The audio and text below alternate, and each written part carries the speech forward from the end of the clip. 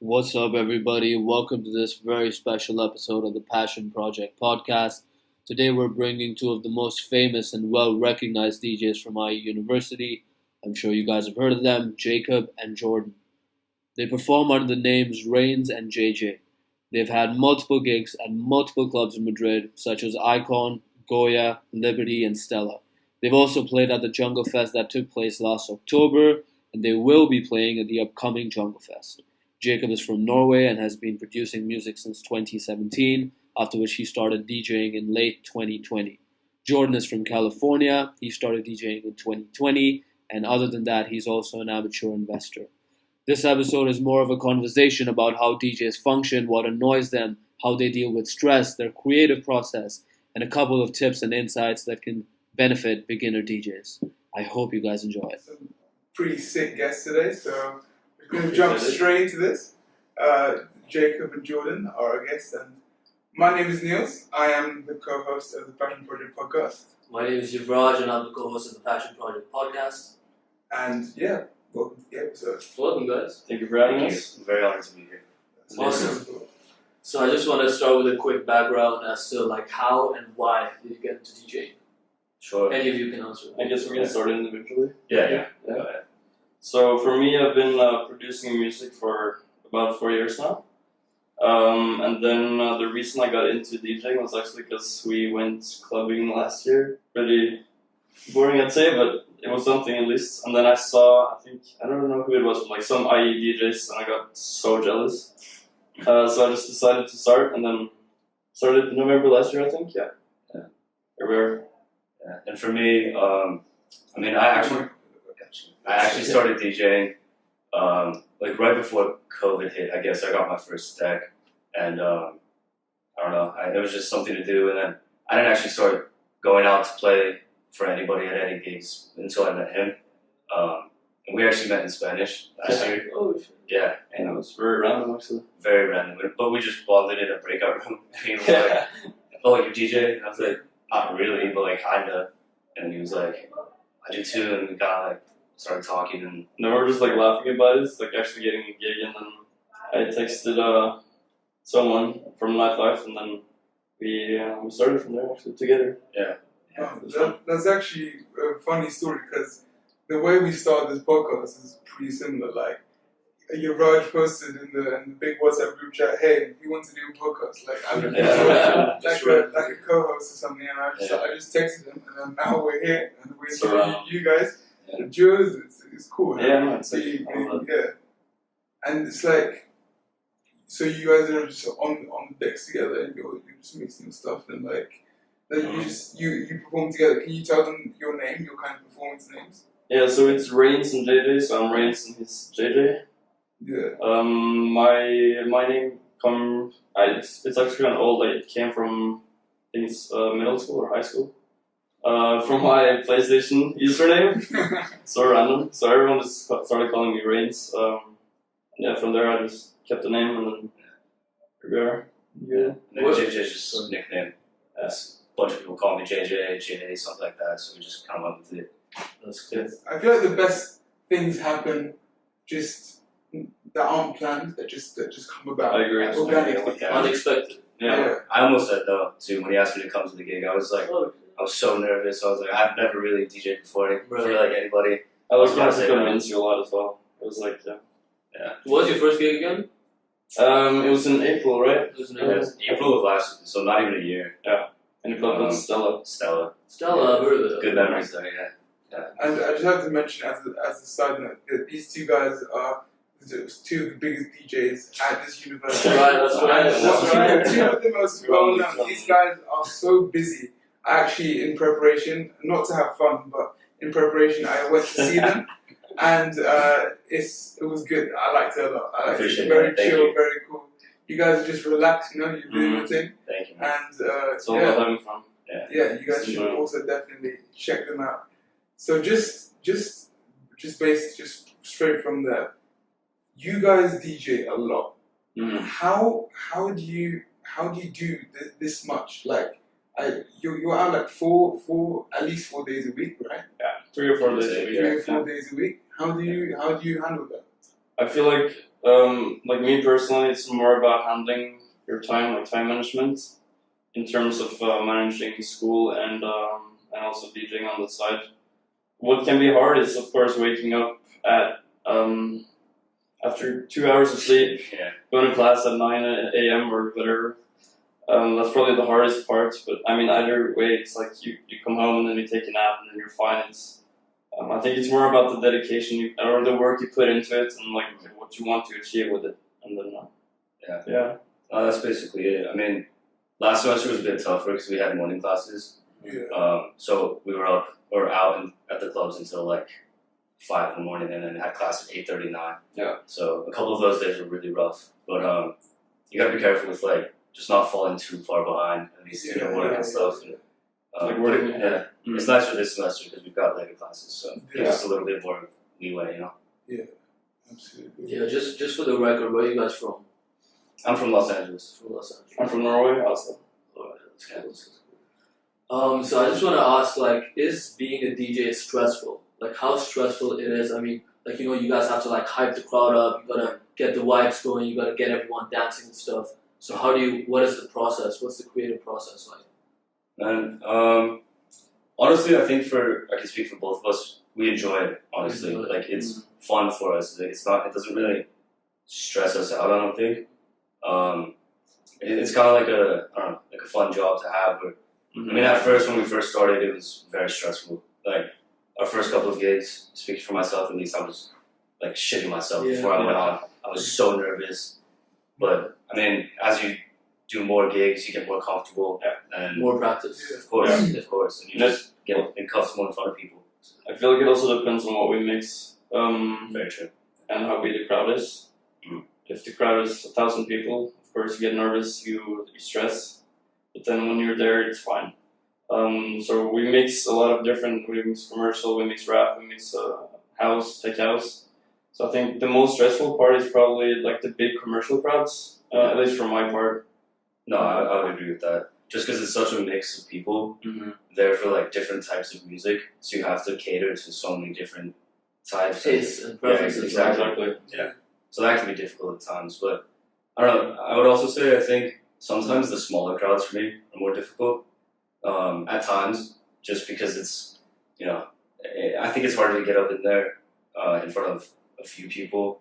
Than sometimes when you get up there and there's like so many people, it just feels natural and comfortable, and it feels good when you see so many people. Also get a lot of reactions. Exactly. It's like immediate validation. Right? Yeah. I would have thought that would be exactly the opposite thing. I think Depends on the crowd. exactly. But though it depends because it's when the crowd is larger, you obviously get more reactions when you play a good song, whatever. It's more fun. Though also it can be stressful as there's so many different kinds of people who want different music, and they're like putting up their Snapchat with like, oh, put some reggaeton or whatever it is. That makes. Do not ask us to play reggaeton. Bro, I don't like reggaeton. Do you guys get like annoyed when like people come like with music requests and stuff? Because I'm sure you guys get that a lot. I mean sometimes yeah, but you get used to it. And also sometimes it's just fun to give someone that song. It makes them feel maybe special or appreciated and more hyped.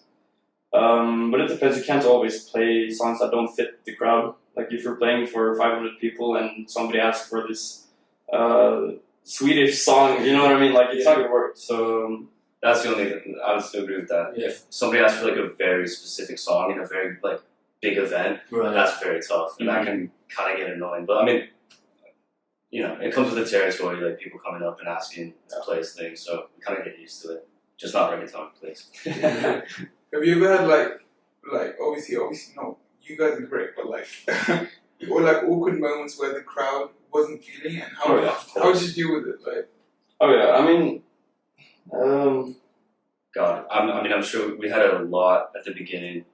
And I mean, dealing with it at least, there's not much you can do and just like fight through it. Like if the crowd isn't feeling what you're playing, like we can try and switch the vibe as much as possible. But I mean, we play a specific type of music. We're not going to play something we don't have or we can't play. We're not used to playing. So I don't know, you just kind of got to sit through it and try your best to make the people happy. The one time we played, the first time we played a stella, That was difficult. because we were expecting a pretty international crowd. Right. And we got there and it was only Spanish. Only So we Spanish. only played Raiinz. It was fine, it went fine. But it makes you way more stressed and uncomfortable. But you learn from it though, you learn from 100%. It's always a learning process, Yeah. which is nice because when you go out there and you don't have a good time, you don't have a good set, you like pick it apart and see like what went wrong and you can improve upon it. 100%. There's a lot to take back from every step. Of course. Exactly.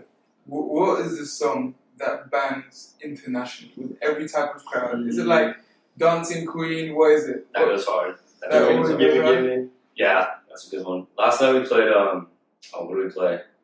Open with it. Oh yeah, 7 Nation Army. Yeah. Oh, That's another big one. Mobamba. Yeah. oh, of course. Even with the Spanish people. I don't know what I that don't know, sometimes it's better, but we play a lot of like, the international bangers that everybody knows. Like some of the big rap songs, some sicko mode that people love it, some stuff like that. How do you guys like approach clubs? Like, do you approach clubs or do like clubs approach you? How does the process work?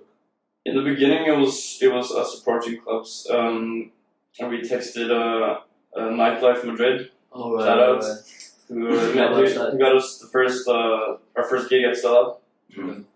From there, we started doing IE events, like private events, and then from there, like other events, I guess how do you call it? Event pages started asking us, and yeah, that's basically how it is now. People ask us to play at different clubs. What I think is super interesting, I kind of want to talk about those. When we first started, we were like COVID DJs. So, Sure. meaning like, when we first started playing, our first gigs were at like 6:30 in the evening for like 10 of our friends. And so, because we were playing, it was right as the clubs were like opening back up in Madrid. And so all of the like usual DJs, they weren't going to play at 6:30 for like an empty club. And so these clubs like needed somebody to play. Yeah. And we were kind of like in the perfect time where we like first started DJing and, we could get these gigs where, like Stella and he said, and these people, they needed a DJ to play. Right. The usuals aren't there, so Like, I think why not? Starting now, I think it's probably more difficult to get gigs. We got very lucky at the time when we started. I agree. We made contacts very quickly and got Yeah, I into think the scene. it's all about networking and word of mouth. Yeah. Everything spreads like fire and then 100%. yeah, it can get established. And we got lucky because we got in when it was like empty, basically. Right. Yeah. Built it in for ourselves, I guess. Yeah, so you start from the bottom and then now. True. Yeah. So just also like the style of music. What would you say is your style? Just so people can know. And obviously we're going to put your links and everything in the description so they can hear it. But like, what's your style? Our style is house music. Yeah. That's our favorite style. Too. That's what we like to mix the most. And because commercial can get kind of repetitive Oh yeah. in some ways. Even our friends can probably speak for us regarding that, and they know our transitions almost. It's crazy how much we play some of the same songs, and so I think house and tech house, techno even is our favorite genre. Yeah. Definitely. Yeah. But we play a lot of rap as well. But I think that's the same kind of with commercial. It can get kind of repetitive. I feel like we have more variety with tech house, and so that's definitely our favorite. And it also feels like with DJing, that's what it's made for. Like, Yeah. it's not made for rap per se. It's made for beats actually creating it touches you more. Like with techno and stuff, you feel it. Yeah, Exactly. I find You so much don't more feel fun. like It's a whole different vibe going to a full club with techno. Everyone's looking at the DJ, and then compared to commercial house, you're just dancing with your friends. Yeah. So That's like the latter is more interactive. Like you get everyone involved. I think Definitely. in my opinion, yes. Is it ever overwhelming just having loads of people looking at you and just like Sometimes, it can be very overwhelming. Especially if you're not having a good day, like you're doing bad transitions, whatever, it can stress you out. But usually it ends up being fine, and I don't know. Yeah, I would also say like I think I can speak for both, at least myself. I've always hated the spotlight, like being the center of attention. That's never really been my thing. I'd say I'm like an extroverted introvert kind of. But so it's kind of interesting being up there, like because at first when we first started, I was so nervous going up there and like being in front of people, like knowing that all of these eyes are on me, like. But it's really nice having Jakob with me as well. Like we can share it. So today, like now when we go play, we played last night in Barcelona for like I don't know how many people, 600 people or something. But like we don't feel, at least I don't really feel the nerves anymore. Yeah, like, we've kind of overcome that, I think. Totally. But yeah, so it is kind of, it can be stressful, just like having everybody look at you, especially when you don't like the attention like that. No, I agree. I'm guessing that it would also be transferable. Like, what type of like small tips or something do you have for dealing with that type of anxiety that other people could also use? You know, even for like DJs that are just starting out. You know? Or even just like exams or anything, just like stress, because stress is stress. You know. Yeah. I think really focusing on what you're doing in the moment really helps. In terms of DJing, like literally not looking at the crowd. Of course, interacting at some points, but mostly focusing on what you're doing. Just imagine that you're at home, just ignore what's around you. Even though that's of course important, but if you're playing the right music at the right moments, you can do that easily. Yeah. No, I would say the same thing. Just like you gotta focus on the craft, I guess, and what you're doing in that very moment. Like stop staring at the crowd before you go on. Just focus on what you're gonna do, how you're gonna do it. Look at the decks, just Of course, in the moment. stay in the zone. Yeah, of course, but it's important to analyze the crowd and what they're feeling. Of course. Right. Once you get into the Absolutely. flow of things, you know, you gotta pick your head up and look at the crowd. Yeah. Because if you're playing something, you don't see the crowd is absolutely hating it. Like, Right. not the best DJ then, probably. Yeah, exactly. Yeah, I get that. I mean, even like with the podcast and stuff, like when we started recording, we were a bit nervous as well. You know, it was like new for us. You know, Yeah. Of course. you've never done a podcast before, so it was like we were a bit anxious. Sometimes we used to like, forget what we want to say. It was like unclear and stuff. But I think repeated practice and also failure. Sometimes failure helps a lot. You know, It does. you get to learn a lot from that, and then you just get used to it. It's just second nature. You become like less stiff and less like, because I feel like when you got anxiety, you're just you're constantly like alert and weird, like it's smart too much to do all this stuff. I mean, everyone sees like the good sets that we have, but we've had our fair share of like pretty awful sets. Very slow nights, tough to get through. Like an hour felt like it lasted like 3. So that it helps, like the experience. 100%. Couldn't agree more. How did you guys like learn? Like, are you guys self-taught? Yeah. So you learned everything by yourself. Wow. YouTube. And it was probably YouTube though. Yeah. It was probably easier for me in terms that I've produced music, so I kind of know like what rhythm is and the BPM and all the different terms, I guess. But I don't know how it was for you. Like, my start was actually pretty difficult because I had taken band. I played the saxophone since like 4th grade, so I had like a very basic understanding of music theory and like notes and stuff. People sleep on the saxophone. Yeah, no, 100%. that's a great experience. But when I first started DJing, my perception of like what DJing really was so warped, and so I started out with rap, which is very difficult, in my opinion.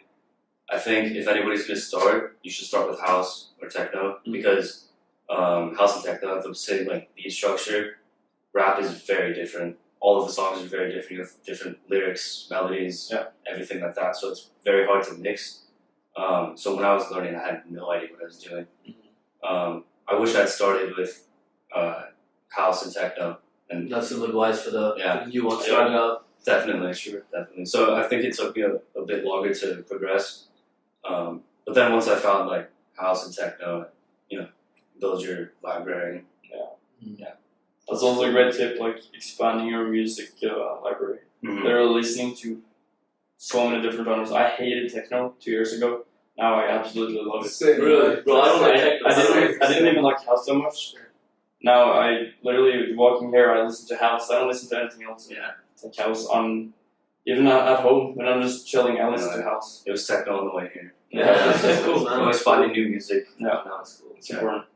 it's almost like preparation, just listening to music for you guys, right? Oh yeah. It's pretty fun homework. Yeah. Finding new songs that will potentially be good for crowd and anything like that.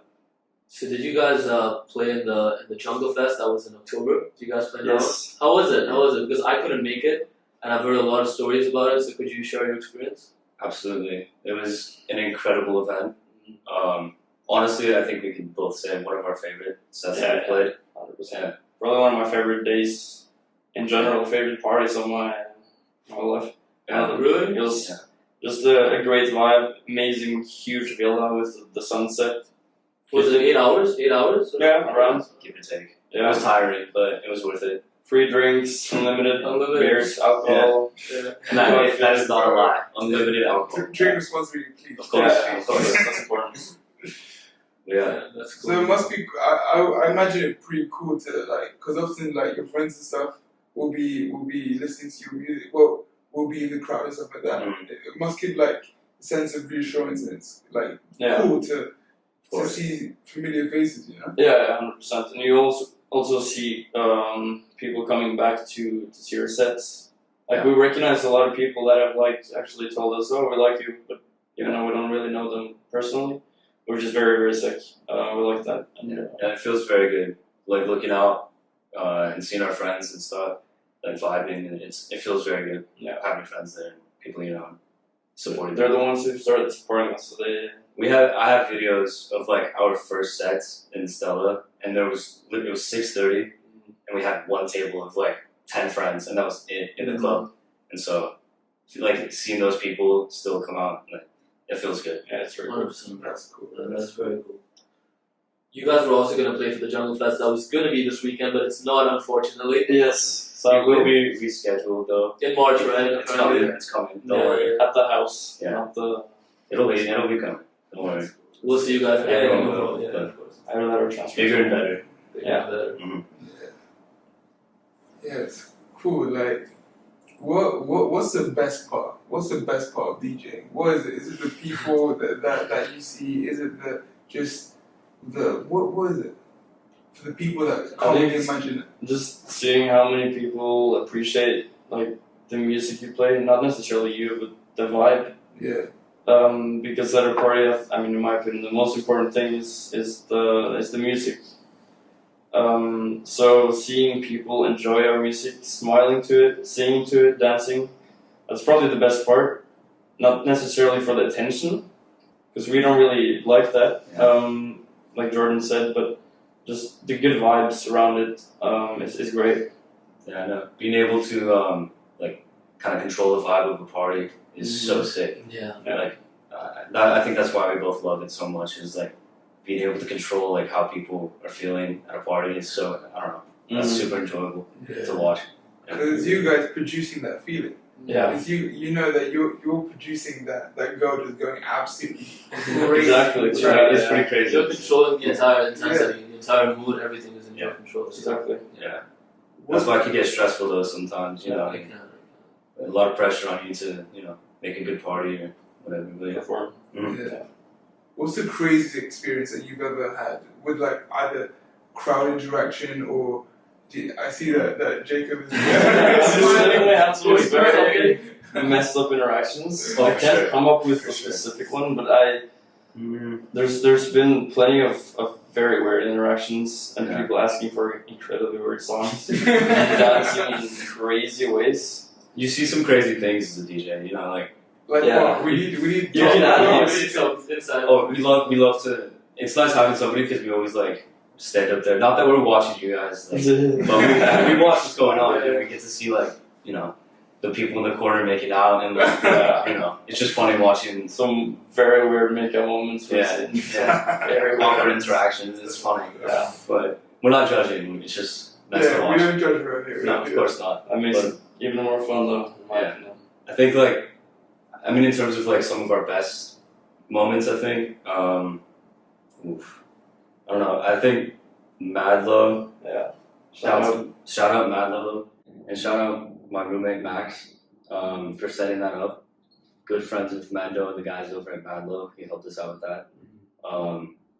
but downstairs we were playing tech house. That was at Stella as well. Yeah, downstairs at Stella. Mm. That was very fun for us. That kind of, I don't know, kick-started a lot of momentum as well. So the thing is, did you guys ever go to Stella? I know you didn't. But No, I'm not going to Stella. No. So it's first of all you go down. It's like a main room with the main DJ and pretty big capacity. Yeah. And then they had downstairs. They had toilets, and they literally put a DJ booth in the toilets with like huge sound bars around it. It doesn't sound nice, but it was so sick. It was very fun. Super fun. Mm-hmm.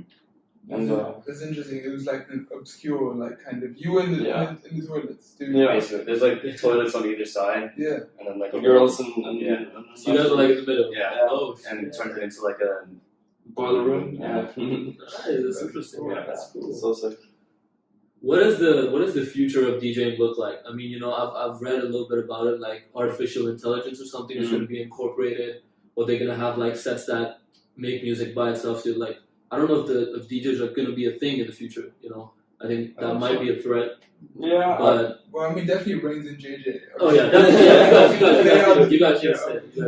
I don't know. That, thank you. I think music generally is very much automated. These days, you can download a software on your computer and learn to make music in 3 months, and you can be decent at it. Regarding DJing, I'm not sure about the AI side of that, as it's fully like manually done, I guess. Of course, you can put on a mix that is lasting for 1 hour and not do things, but then you're not a DJ. One thing though is that the controllers, like the equipment, is very like technologically evolved, I guess. So you can DJ way more easily now than you could do 20 years ago with vinyls. I wouldn't I think neither of us couldn't go on like vinyl and be able to mix. Yeah, so we have a lot of respect for. Yeah, 100%. It's a whole new era and experience, I guess, so to say. Regarding what is called beat matching, you could do that with pressing a button. We also agree that that's not really DJing, but yeah.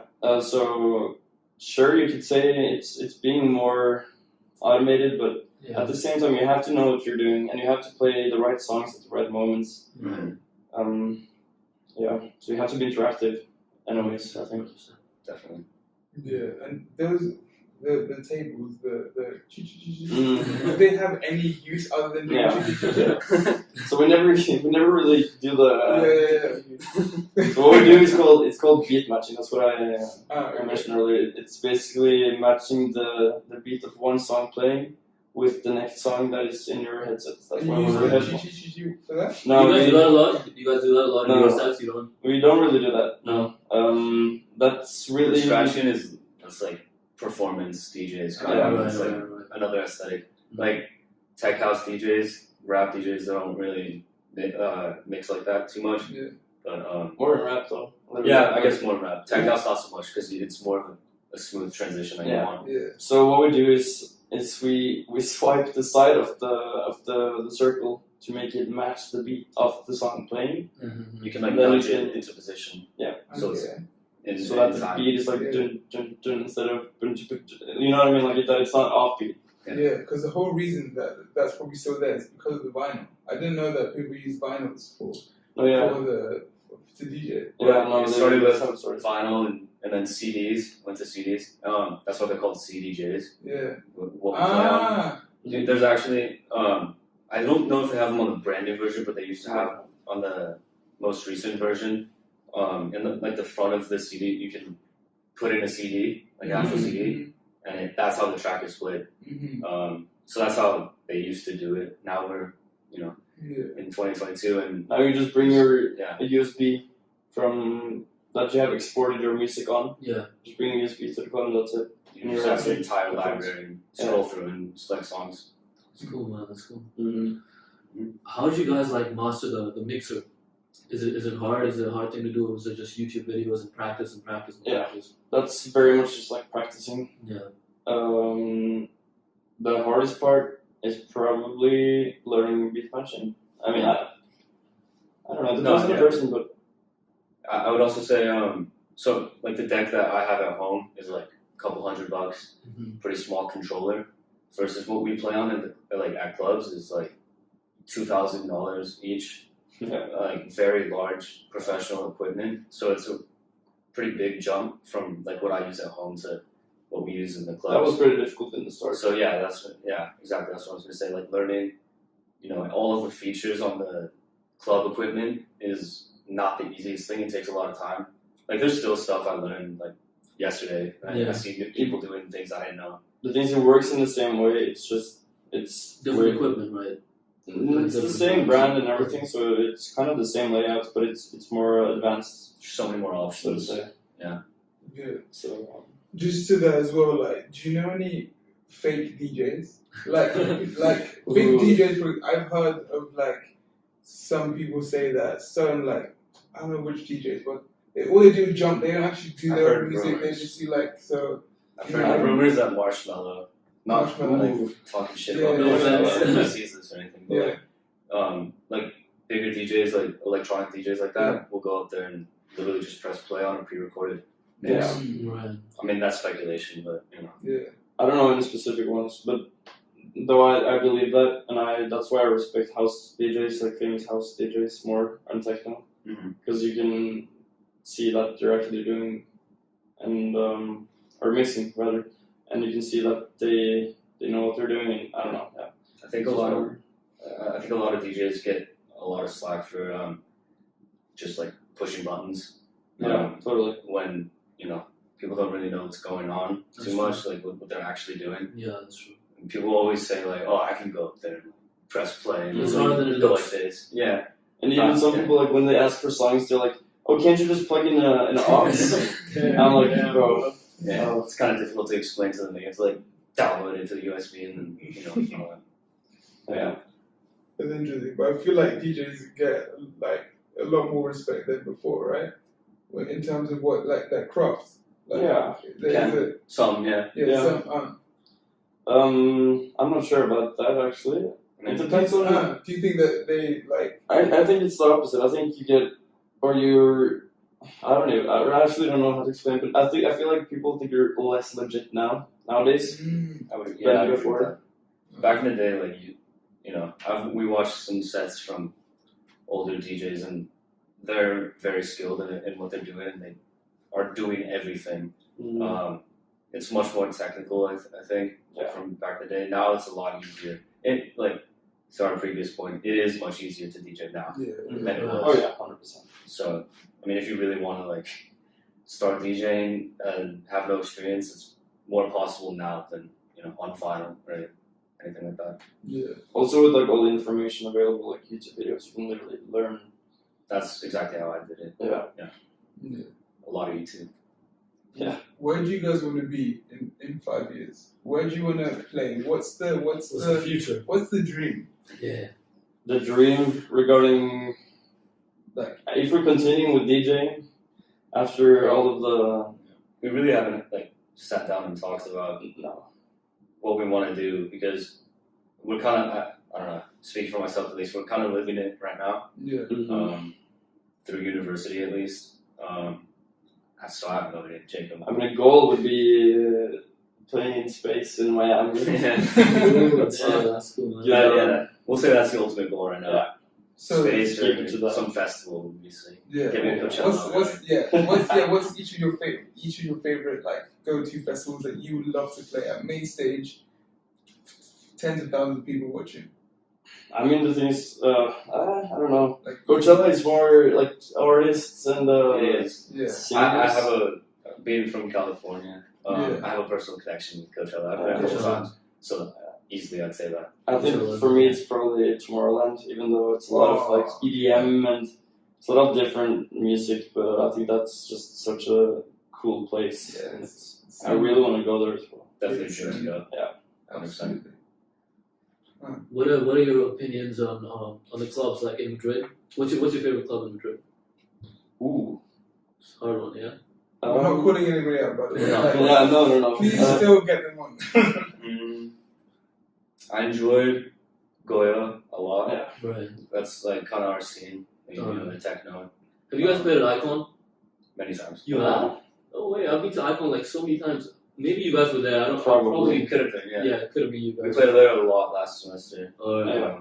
Are you guys gonna be playing anytime this week? No, not Because I'm going on Thursday, but I don't know. We're actually.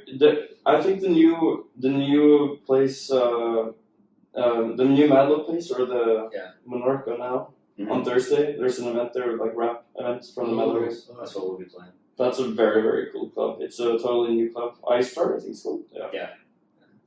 Sound system is great. Crazy lights and very, very good. I like that place. Goya as well, very nice. Yeah. We'd like to play there more. Yeah, we played there once, Goya, Mhm. but that's definitely another place that we want to get into more. What about Liberty or El Cup? Oh yeah, Liberty as well. Yeah. For commercial and also rap. We played Liberty quite a few times. Yeah. There was a rap event in Liberty, I think like 2 weeks back. I couldn't make it, but was it you guys playing? Yeah, probably. For me. Probably, right? First move. Yeah. It was him. I was stuck in the US. Oh, yeah. Oh, alright.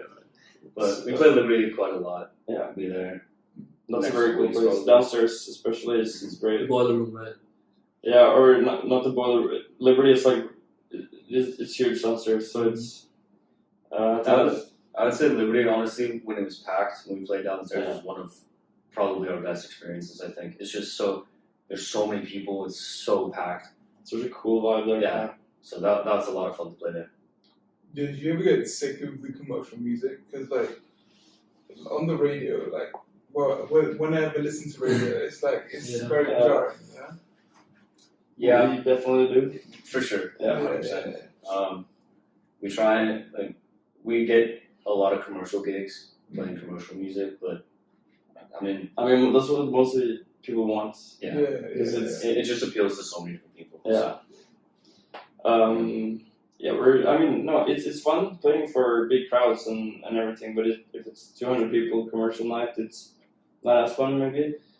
Then we'd like to play house and like what we really want to play, I guess. Keep it to that. No, but it's nice though. It's nice, definitely. Just because commercial, you get a lot of interactions with the crowd, a lot of reactions. Like I guess you could hear a bigger reaction when it comes to commercial music in a big place rather than house in a big place. I think. Yeah. And Some music can be more known sometimes, so it is pretty enjoyable to see like big crowd reactions when everyone's singing a song like all together. Yeah. Turn the music off, and then you can hear everyone. Yeah. That's pretty that's sick. cool. That's cool. Alright, I think now is the time that we move on to our very famous segment. It's called the Rapid Fire Round. I'm sure you guys have heard of it. We've got something very special prepared for you guys. Practice for that. And so you guys know the drill, right? Yeah. As fast as possible, short and sweet, and we're gonna time you. Yeah.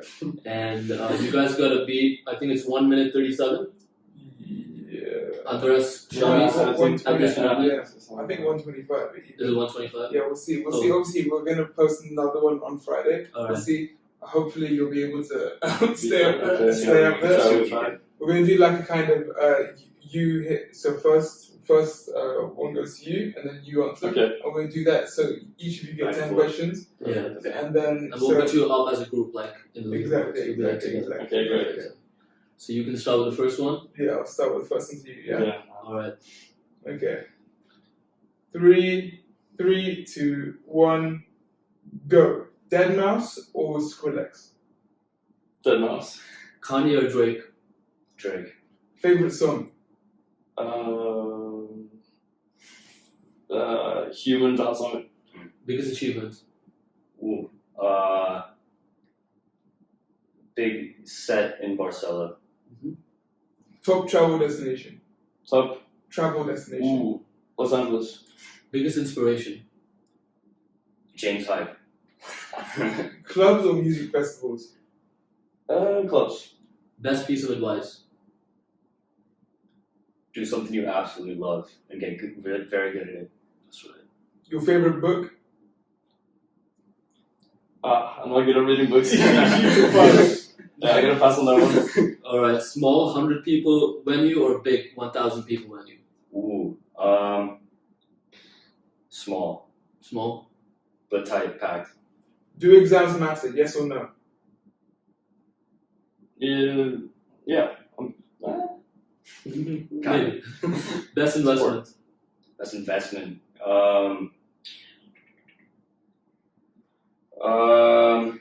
Your personality, yourself.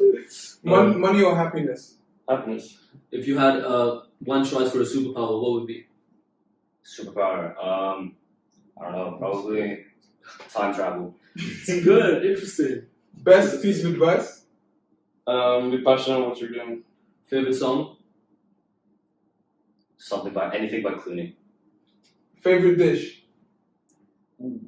Pasta carbonara. Hard work or smart work? Smart. Your favorite habit? Sleeping. And the last one, do you feel fulfilled? I think so. Yes. Good job, guys. 1, 5, Oh, that's 7, bad. 9, 6. You're so bad. You're so slow at it. You guys are in the top 5, don't worry. Yeah, top 5. I'm alright. Bro, you know, you actually broke a pattern when we asked this question about the superpower, so like everybody, Flying, and right? everybody says flying. Yeah. Literally, everybody We says had flying. about 6 on. We've asked 6 people, what is it? And they all said fly. And on the Interesting. previous podcast, we were like, someone has to break the pattern. Exactly. It's you, that's man. you. Congrats, bro. And, Thank you. yeah, I and also, appreciate it. Jacob, what would your go-to superpower be? Invisibility, probably. Invisibility. That's That's what I always say as well. No, I like that. You guys are a lot Some more Harry Potter creative. invisibility. I like that. Okay. Alright. So now we have always one last question that we end everything with, Okay. and that is, how do we get rich? How do you get rich? In however you wish to Interpret. interpret it or see it, how do you get rich? Each of you answer. Sure. Okay. I'll like two-part this. I'll like materialistically. Yeah. I think we can apply it to ourselves. When you are trying to make money, you need to be doing something that you love, and that's something that you enjoy. And I think that goes very well with what we're doing because we love what we do. We love to get up there in front of people and perform. And I guess that's like kind of goes to the second part of make sure that you are happy and that you're doing something that genuinely makes you feel good. So yeah.